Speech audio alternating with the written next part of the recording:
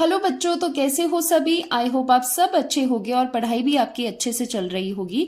तो चलिए अब करते हैं applications of depression in freezing point and साथ में applications of elevation and boiling point. Depression in freezing point का कॉमनली आपको देखने को मिलता है एंटी फ्रीज के लिए। एंटी फ्रीज की तरह काम करता है। जो एंटी फ्रीज कैसे काम करता है, डिप्रेशन इन फ्रीजिंग पॉइंट वहां पर लाया जाता है। कार है, देखो जो कार है ना, कार का रेडिएटर होता है, खोल के देखना कभी। कार का जो रेडिएटर होता है उसमें हमने डाला होता है कूलेंट, डाला होता है या कोई लिक्विड डाला होता है। जनरली हम वाटर भी डालते हैं उसमें, वो डाला होता है। तो अभी कोई दिक्कत नहीं है वहां पर। लेकिन जैसे ही आप सब जीरो टेम्परेचर पे जाते हो, मतलब जो माइनस में टेम्परेचर होता है, बहुत ही ठंड वेदर में जाते हो। मान लो आप अपनी कार को लेके स्पीति चले गए, आप स्पीति चले गए, लेकिन स्पीति का जो टेम्परेचर है वो क्या है, स्पीति का टेम्परेचर कम है। स्पीति का मान लेते हैं टेम्परेचर -16 डिग्रीज है। तो जीरो से कितना कम है, काफी कम है। तो ऐसे टेम्परेचर्स में क्या होता है, जो कार का रेडिएटर है, ये देख लो कार का रेडिएटर है, इसमें आपने डाला है वाटर। ठीक है, इसमें वाटर आपने सिर्फ अगर आपने वाटर डाला है तो वाटर का जो फ्रीजिंग पॉइंट है, जिस पॉइंट पे जिस टेम्परेचर पे ये फ्रीज होता है वो है 0 डिग्री सेल्सियस। लेकिन आप तो स्पीति गए हो, स्पीति में टेम्परेचर काफी कम है। तो जैसे ही आपकी कार जो स्पीति जाएगी जहां पर टेम्परेचर काफी कम है, तो ये वाटर फ्रीज हो जाएगा। अगर ये फ्रीज हो गया तो इंजन को दिक्कत हो जाएगी, इंजन को डैमेज हो जाएगा। तो इस चीज को ओवरकम करने के लिए हम इसमें ऐड करते हैं एंटी फ्रीज। एंटी फ्रीज करके हम इसमें सॉल्यूशन डालते हैं, वो मार्केट में अवेलेबल होते हैं, जिससे क्या होता है कि वाटर फ्रीज नहीं होता। अब एंटी फ्रीज में क्या आएगा, यहाँ पर एग्जांपल है एंटी फ्रीज का, ethylene glycol. Ethylene glycol, easy जिसे हम कहते हैं ग्लाइकोल, हम उसे वाटर में डाल देते हैं। अब हम सीधे वाटर नहीं डालेंगे, हम वाटर में क्या डालते हैं, एंटी फ्रीज डालते हैं। अब इसके साथ इथिलीन ग्लाइकोल होगा। इथिलीन ग्लाइकोल क्या है, एक नॉन वॉलेटाइल सॉल्यूट है, नॉन वॉलेटाइल सॉल्यूट है। और हमने करा है, जब भी आप नॉन वॉलेटाइल सॉल्यूट को ऐड करते हो तो क्या क्या चीजें आती है, वेपर प्रेशर डिक्रीज करता है, बॉइलिंग पॉइंट इंक्रीज करता है और फ्रीजिंग पॉइंट डिक्रीज करता है। ये सब चीजें हमने पढ़ी है, क्या इफेक्ट होता है नॉन वॉलेटाइल सॉल्यूट को डालने से। तो वही चीज यहां पर भी होगा। अब हम फ्रीजिंग पॉइंट पे बात कर रहे हैं, तो यहां पर देखो फ्रीजिंग पॉइंट डिक्रीज होता है। अब यहां पर जो वाटर फ्रीज होता था 0 डिग्री सेल्सियस पे, अब इसकी वजह से ये काफी नीचे हो जाएगा। हम स्ट्रॉन्ग यहाँ पर एंटी फ्रीज लेके जो कि फ्रीजिंग पॉइंट को -16 से भी नीचे कर लेंगे, मान लो -20 डिग्रीज कर लिया। अब जो स्पीति है, स्पीति में आपकी कार गई है, वहां पर -16 डिग्रीज है। तो यहां पर भी जो आपका वाटर अब रेडिएटर में होगा वो फ्रीज नहीं होगा, क्योंकि इथिलीन ग्लाइकोल के आने से जो ये पूरा अब सॉल्यूशन बना है, इसका फ्रीजिंग पॉइंट डिप्रेस हो चुका है, डिक्रीज हो चुका है टू -20 डिग्री सेल्सियस। तो ये एग्जाम्पल है, सिर्फ आपको समझाने के लिए बताया है। तो देख पा रहे हो कि यहाँ पर नॉन वॉलेटाइल सॉल्यूट को डालने से हमने फ्रीजिंग पॉइंट को ही डिप्रेस कर दिया, डिक्रीज कर दिया। So this is depression in freezing point. इसका एप्लीकेशन क्या है, antifreeze in car radiators. Car radiators में आप एंटी फ्रीज डालते हो तो उससे क्या होता है, फ्रीजिंग पॉइंट डिक्रीज होता है और आपका जो रेडिएटर में लिक्विड है वो फ्रीज नहीं होता और इंजन आपका डैमेज नहीं होगा। तो ये हम चीज कर सकते हैं। So ethylene glycol which is a non volatile solute is added to the water in car radiator to lower the freezing point of the coolant. Coolant water भी हो सकता है, वाटर भी तो डालते हो कूलेंट के लिए। This prevents the water from freezing in very cold weather, prevents damaging of engine. ठीक है, इस करके आप बचा सकते हो इंजन को। अब देखो सेकेंड आता है to clear the snowy road. Winter में क्या होता है, स्नो पड़ जाती है रोड में, तो क्या करते हैं इफेक्टिवली उसे हटाने के लिए, सो दैट जो आपके व्हीकल्स है वो आराम से पास ऑन हो सके, तो हम क्या करते हैं, स्नो पे जो आइस जमी होती है, आइस के ऊपर हम स्प्रिंकल कर देते हैं, हम स्प्रेड कर देते हैं NaCl। अब NaCl अगेन क्या है, नॉन वॉलेटाइल है। अब जब भी हम नॉन वॉलेटाइल चीज को कहीं डालते हो लिक्विड में, तो वो क्या करता है, वो डिक्रीज करता है फ्रीजिंग पॉइंट। अब जैसे ये आईसी रोड था, ठीक है, आईसी रोड था, यहाँ पर आईसी रोड आपके पास था, तो इसमें क्या है, इसमें स्नो है। तो ये आईसी रोड है, स्नोई रोड है या फिर आईसी रोड है। इसका आइस का जो ऊपर वाली लेयर है उसमें वाटर होगा।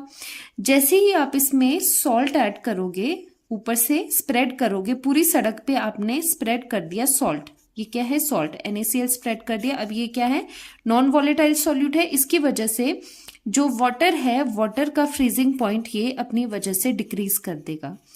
फ्रीजिंग पॉइंट डिक्रीज होगा तो जो स्नो है, जो आपका आइस है, अब वो फ्रीज वाली स्टेट पे नहीं रहेगा, क्योंकि फ्रीजिंग पॉइंट तो कम है। फ्रीजिंग पॉइंट का मतलब है कि किस टेम्परेचर पे उससे जमना है, उससे सॉलिडिफाई होना है। जैसे ही फ्रीजिंग पॉइंट डिक्रीज हो गया तो आपकी जो आइस है, आइस आपकी मेल्ट होने लगेगी। तो इस तरह से जो आइसी रोड्स होते हैं, स्नोई रोड्स होते हैं, उनको क्लियर करते हैं बाय स्प्रेडिंग द NaCl, या फिर आप सॉल्ट कह सकते हो। नमक हम डालते हैं तो उससे वो मेल्ट डाउन हो जाता है, क्योंकि फ्रीजिंग पॉइंट क्या है, फ्रीजिंग पॉइंट आपने डिक्रीज करवा दिया है। तो वहां पर जो स्नो है वो अब उस टेम्परेचर पे फ्रीज नहीं होगी, अब वो क्या हो जाएगी, लिक्विफाई हो जाएगी, मेल्ट हो जाएगी, क्योंकि फ्रीजिंग पॉइंट जो है अब वो लोअर डाउन हो गया है। थर्ड वेरी इंटरेस्टिंग आता है ओशंस का। आप देखते हो बहुत बड़े बड़े ओशन है। आपने लेक देखी होगी, आपने कभी पिक्चर्स में कहीं पर भी सोशल मीडिया पे देखा होगा कि बहुत सुंदर सुंदर लेक्स है, लेकिन वो जमी होती है विंटर में, ठीक है। जैसे डल लेक भी है, वो भी फ्रीज हो जाती है, उसमें आइस जम जाती है। लेकिन कभी आपने ओशन को, जनरली आपने कभी ओशन को जमा हुआ देखा है? पूरा नहीं होता है ना, बहुत कम उसकी जो है जमने का, जो फ्रीज होने की उसकी टेंडेंसी है वो कम होती है एज कम्पेयर टू जो फ्रेश वाटर बॉडी वाली लेक्स होती है। देखो जो ओशन होता है, ओशन क्या होता है, आपने सुना होगा कि जो ओशन होता है, सी होता है, वो सॉल्टी होता है, समुंदर नमकीन होता है ना। तो सी क्या है, सी सॉल्टी होता है। सॉल्टी का क्या मतलब है, उसमें सॉल्ट प्लस वाटर होता है, नमकीन पानी होता है सी का, ओशन का। तो यहां पर क्या हो जाएगा, अब सी है, सॉल्टी है, तो इसमें सॉल्यूट है, नॉन वॉलेटाइल सॉल्यूट है। इसके आने से क्या हो गया, यहाँ पर फ्रीजिंग पॉइंट इसका डिक्रीज हो गया। अब ये आसानी से नहीं जमेगा, क्योंकि freezing point is the temperature जहां पर वो फ्रीज हो रहा है लिक्विड। वही अगर आपने काफी नीचे कर दिया है, काफी डाउन गिरा दिया है, तो वो टेम्परेचर, तो मान लो कि इसका फ्रीजिंग पॉइंट जो सी वाटर का है वो आपने कर दिया -16 डिग्री सेल्सियस कर दिया आपने ये, ठीक है।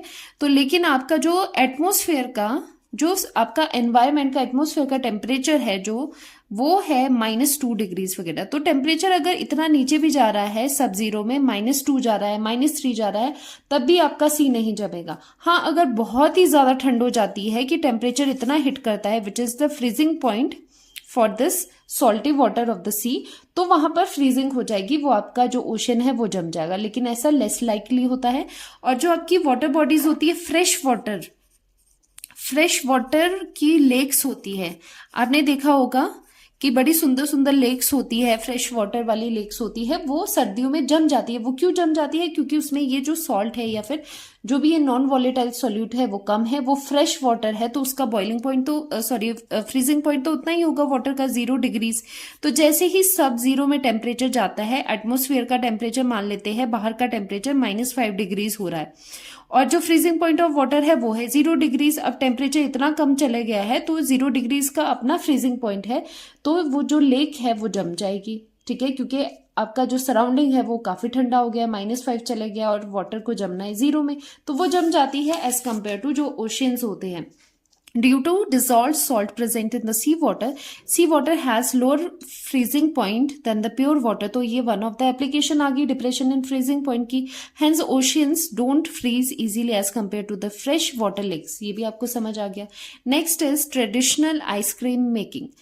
तो ये ट्रेडिशनल क्यों लिखा है यहाँ पर, आपने कभी देखा होगा जो रेडिया वगैरह लगी होती है जिसमें वो कुल्फी भी मिलती है, आइसक्रीम्स मिली होती है, क्या वो अपने साथ फ्रिज कैरी करते हैं? नहीं ना, उनके पास एक सेटअप होता है, ट्रेडिशनल सेटअप होता है, बहुत ही जुगाड़ लगाया हुआ आप कह सकते हो। तो उन्होंने बेसिकली क्या करा होता है, अंदर आइस ली होती है, आइस में वो सॉल्ट डाल देते हैं। अब वो जो आइस में सॉल्ट डालते हैं उससे क्या होता है, अब आइस जो है, आइस फ्रीज हुआ है 0 डिग्री से, ठीक है। अब यहां पर ये ऐसा सेटअप बनाते हैं कि आइस प्लस सॉल्ट यहां पर लगाते हैं। अब सॉल्ट नॉन वॉलेटाइल सॉल्यूट है, वो क्या करेगा, जो ये वाटर है, आइस है, इसका फ्रीजिंग पॉइंट वो डिक्रीज कर देता है। मान लो इसका फ्रीजिंग पॉइंट इस पूरे सेटअप का डिक्रीज करके डिप्रेस करके आ जाता है -3 डिग्री सेल्सियस। तो अब क्या होता है, इससे हेल्प ये होती है कि इस सेटअप में हम अपनी आइसक्रीम्स रखते हैं, ठीक है।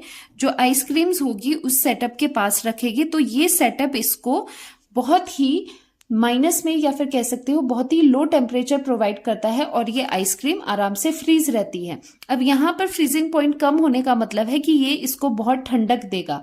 अब ये जो फ्रीज होगा इसका जो फ्रीजिंग पॉइंट है -3 डिग्रीज में चला जाएगा, ठीक है। तो इस वजह से जो ट्रेडिशनल आपको रेडी वाले दिखते हैं तो वो यही सेटअप लगाते हैं, आइस के साथ वो सॉल्ट रखते हैं, जिसकी वजह से बहुत ही वो कोल्ड एनवायरनमेंट दे पाते हैं, सो दैट जो आइसक्रीम्स उनके पास है वो जमी रहे, वो मेल्ट ना हो।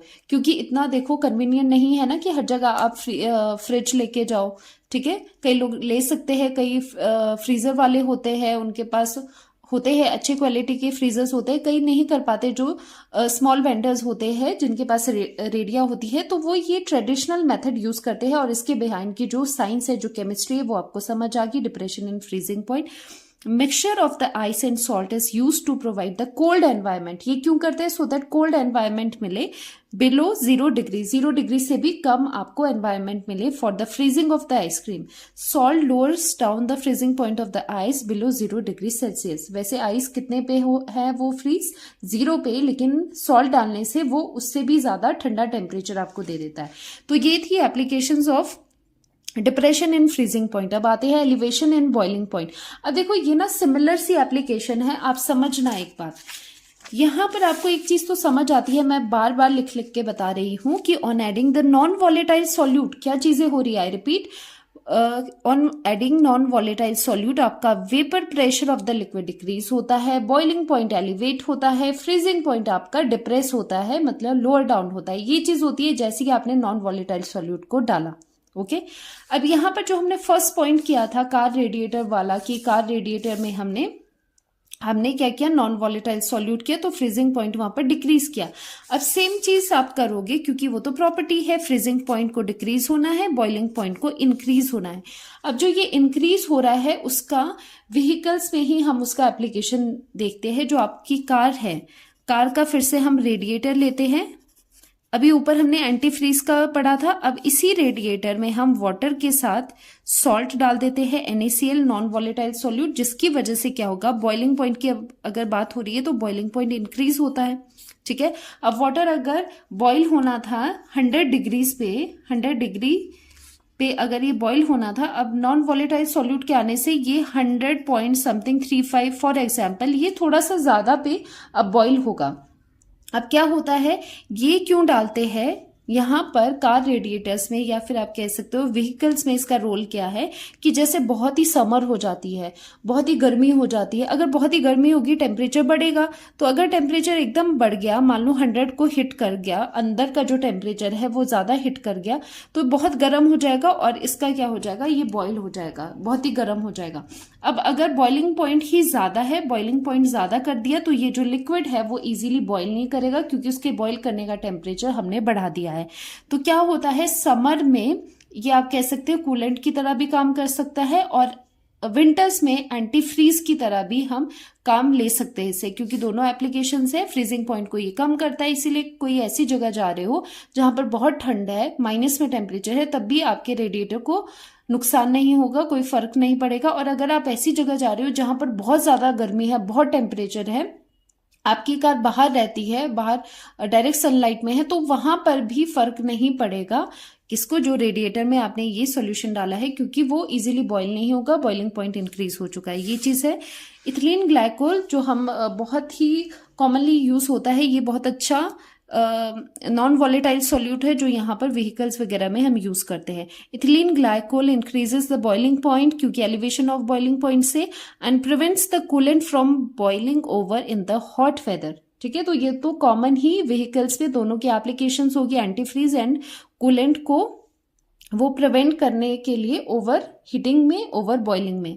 और इन कुकिंग तो इसमें थोड़ा सा एप्लीकेशन है, वैसे इतना ज्यादा चेंज नहीं होता कुकिंग में। अब जैसे ही टेम्परेचर बढ़ रहा है, बॉइलिंग टेम्परेचर बढ़ रहा है वाटर का, तो देखो जैसे वाटर है, यूटेंसिल में आपने वाटर लिया है, उसमें सॉल्ट डाल दिया है, सॉल्ट डालने से, सॉल्ट डाल के कुकिंग करते हैं कई लोग, जैसे एग्स है, एग बॉईल करते हुए कई वेंडर्स क्या करते हैं, उसमें सॉल्ट डाल देते हैं। सॉल्ट डालने से क्या होगा, salt is a non volatile solute, उससे बॉइलिंग पॉइंट इंक्रीज होगा।